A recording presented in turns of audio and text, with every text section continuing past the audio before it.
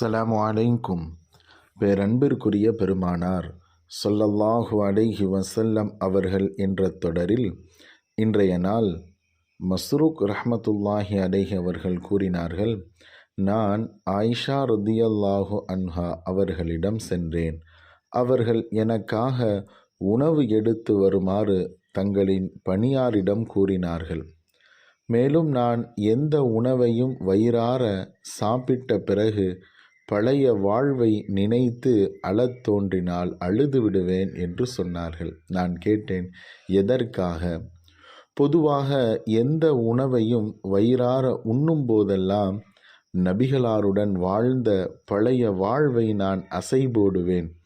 அந்த உயர்தரமான உன்னதமான திருப்திகரமான வாழ்வு தவறி போய்விட்டதே என நினைத்து பார்ப்பேன். கவலை, துக்கம் மிகைக்க கண்களிலிருந்து கண்ணீர் வழிந்தோடும் என்ற கருத்தை அன்னை ஆயிஷா ரதியல்லாஹு அன்ஹா பதிவு செய்தார்கள்.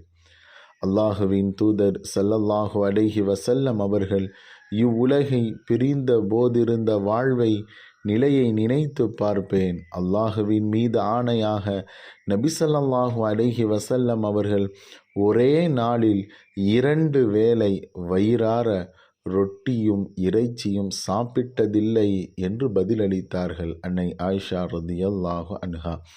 நபிகளாரின் வாழ்நாளில் ஒரு நாள் கூட அவ்விரு உணவுகளையும் அவற்றில் ஒன்றையோ 2 வேளை வயிறார ஸல்லல்லாஹு அலைஹி வஸல்லம் அவர்கள் சாப்பிட்டதே கிடையாது.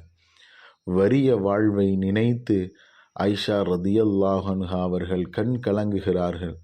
இயல்பான உயரிய அன்பின் வெளிப்பாடுதான் அது. எனவே மனம் போன போக்கில் அதிகம் உண்பது வெறுக்கத்தக்கது. குறைவான உணவே போற்றுதலுக்கும் விருப்பத்திற்குரியதாகும்.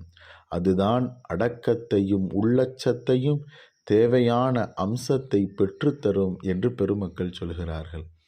அன்பர்களே, ஸல்லல்லாஹு அலைஹி வஸல்லம் அவர்களினுடைய இந்த வாழ்வை வாசிக்கும் பொழுதே நிச்சயமாக நம் வாழ்வில் பெரிய மாற்றங்களும் பெரிய திருப்பங்களும் ஸல்லல்லாஹு அலைஹி வஸல்லம் அவர்களை நோக்கி மாற அல்லாஹ் அருள் புரிவானாக. அஸ்ஸலாமு அலைக்கும்.